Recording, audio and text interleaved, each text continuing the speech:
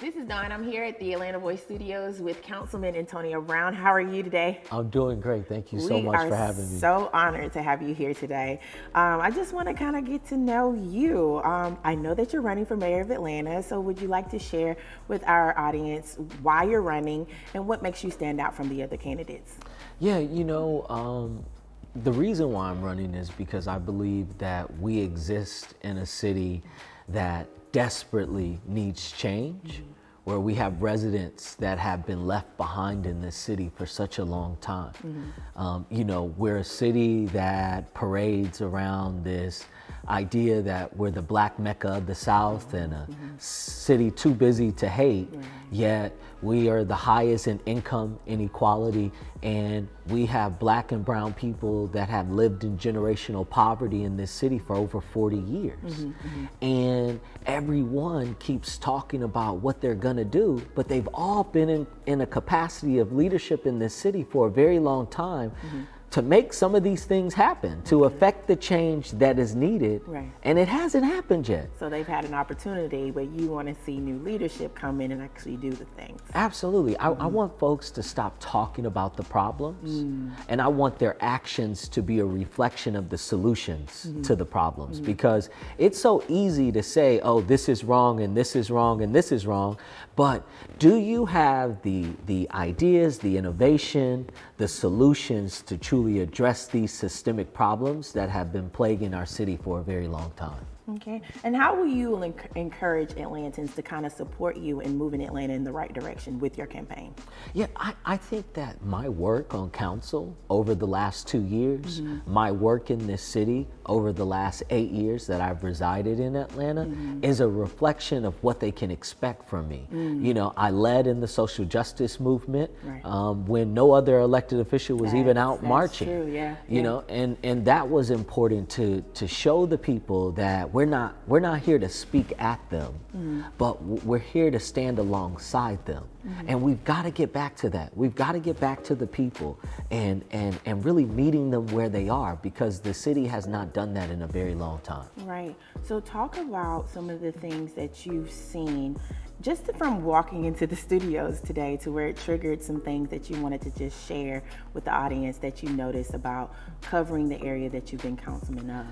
Yeah, so I grew up in poverty my whole life. My parents were in and out of prison. I dropped out of high school at the age of 15 and took a full-time job just to support my siblings. Faced a ton of adversity in my life, and now as a sitting city council member, representing areas like Vine City and English Avenue and, right next door to Bankhead, I'm reminded of the very poverty that I grew up in. Right. And coming into the Atlanta Voice, I saw an old, news story. It was a cover story for sure. that had to be in the 70s, that spoke about politics and the protests happening in Vine City, one of the very communities I represent. And it just was so powerful just to see how history is repeating itself. Yes, understood. And it's repeating itself because we have yet to cure the cycle of generational poverty that has existed in these communities for decades. So if you are elected mayor of Atlanta, do you have an idea what your cabinet will look like and what you're going to try to do during your term that would differentiate you from other mayors of Atlanta? Yeah, folks often ask me what my mission is as mayor. I want to create a socioeconomic shift in the economic class system of Atlanta. Something that's never been done before in the history of this city. If you are living in poverty, I want to provide you access to a job, wraparound services, support, a career trade training, so you are not just sitting here making $10 and $11 an hour. You're actually making a living wage where you can thrive and sustain, and we can move you into the working middle class. If you're in the working middle class and you're struggling, and you're living paycheck to paycheck and you want to become an entrepreneur, I want to provide you access to capital, resources, so you can launch and start a small business. Because at the end of the day, our small businesses are the heart of our economy. So if we can create a thriving ecosystem where no one is left behind, where it's inclusive of all its residents, then no one is getting a handout, they're getting a hand up. Right. And moving through an economic system that has left them behind for so long. Now, if you do become mayor, that relationship between state and city, it's a little rough right now. How would you want to repair that relationship? Because a lot of the economic, inequality that we're seeing, as well as income inequality that we're seeing, it really starts with the state, because they've got to make some changes along those lines. So how would you try to bridge that? Well, I think that the city has a fiduciary responsibility to those issues and addressing those issues. I also believe that the city has the financial resources. Our budget is over $1 billion in this city with the airport. We have the funding. It's about how are we prioritizing funding within our budget and in our communities that need the support the most. And my relationship with Governor Kemp is great.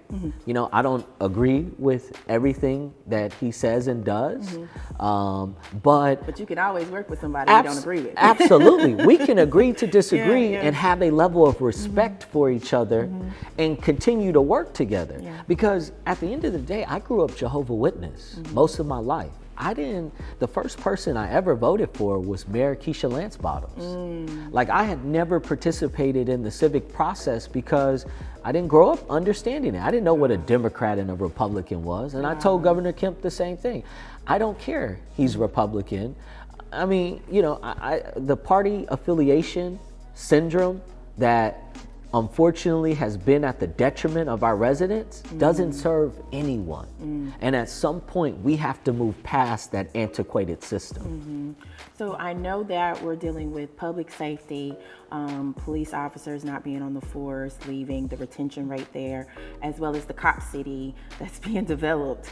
Would you like to talk about that and share your thoughts on those things? Sure. So, my position on public safety in the city, I'm the council member that passed unanimously. I authored and passed unanimously legislation to study the creation of a Department of Public Safety and Wellness, which would call for the creation of a non-emergency response unit that would address quality of life issues, our unsheltered population, mental health, substance abuse, because the reality is you have many police officers on the force that feel overworked and overwhelmed because they're handling things in which they're not skilled and trained to do. They're not social workers, right? And we should not require that of our police force.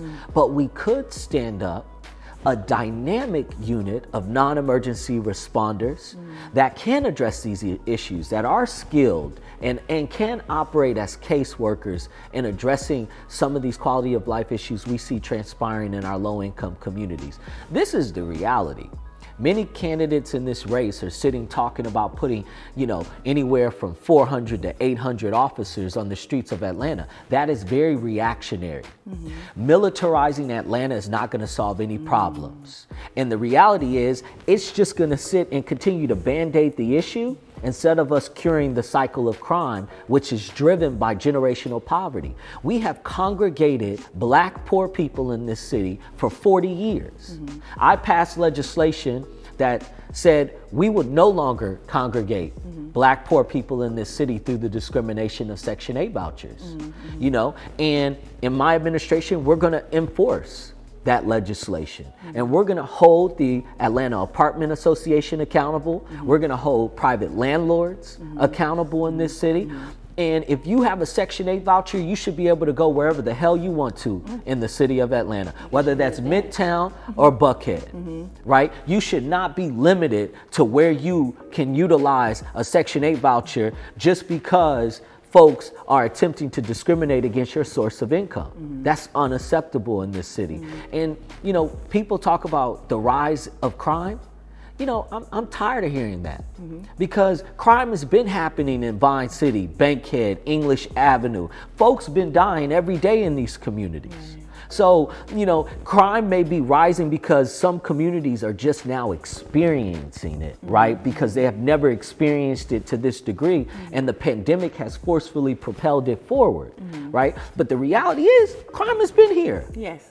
And how long can you congregate Black poor people like you herd cattle in this country and congregate them in an area? You take away their resources, you underfund their schools, you militarize their communities. How long before it starts to spill over into these other areas and folks say, oh, we're tired of killing each other. It ain't nothing left for us to steal in these areas, and it starts to move over into other communities. That will continue to happen no matter how many officers you put on the streets of Atlanta. Right. Well, you heard it here first. He is bringing a different point of view to this campaign as well as this mayoral race, and I can appreciate the energy and the thought process behind your campaign. So thank you again for joining us here at the Atlanta Voice. Absolutely. We've got another segment coming. Thank you for tuning in.